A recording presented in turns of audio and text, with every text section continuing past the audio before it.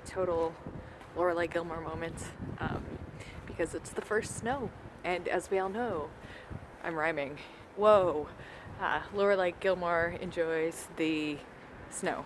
It is like one of her special moment things. I'm not nearly that dramatic about snow, but here I am, and here is the harsh, stark prairie landscape. It's pretty cold outside, so I'm gonna keep this video brief, but yeah, I don't know. I was getting some feels today when I woke up and there was snow on the ground. It's not snowing anymore, but I was just reflecting on how living and growing up in Saskatchewan, where it's cold all the time, and it's also like I don't live in a big city. There's not a lot to do for like basically half of the year, because oftentimes it's too cold to go outside. It's too cold to, yeah, just like, you know, if you live in a warm climate, you can always kind of be outside and do things and be more active. Whereas when you have cold winters, the way we do, we ended up spending a lot of time indoors doing art.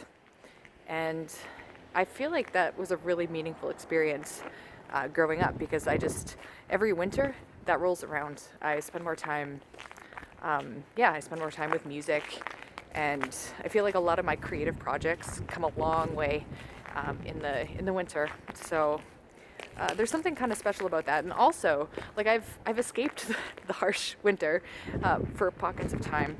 Like I spent a winter in Texas. I also spent a couple years in Toronto, where it doesn't get nearly as severe, though it does obviously still snow there. But it's not for as long, for as many months. But one thing about living in bigger cities too is there's so much to do all the time that it's really stimulating and exciting, and I love the energy of big cities, and that's part of the reason that I would love to go back and live in a place like Toronto again sometime in the future. But there's lots to be grateful for living in a climate like this. There's some also like hardcore-edness that comes with, I feel like us prairie folk have this sort of hardiness, not only of our characters, well, yeah, especially of our characters, and of our like physical body, although I guess I'm a cold baby. Once I go back inside, I'm just basically gonna run inside and hide under a blanket, because I'm not a big fan of the cold. And when it starts getting real rank cold, like -40, that's when, yeah, I'll just live in giant sweaters. But hardiness of character, I feel, is something that that I've developed because of where I live.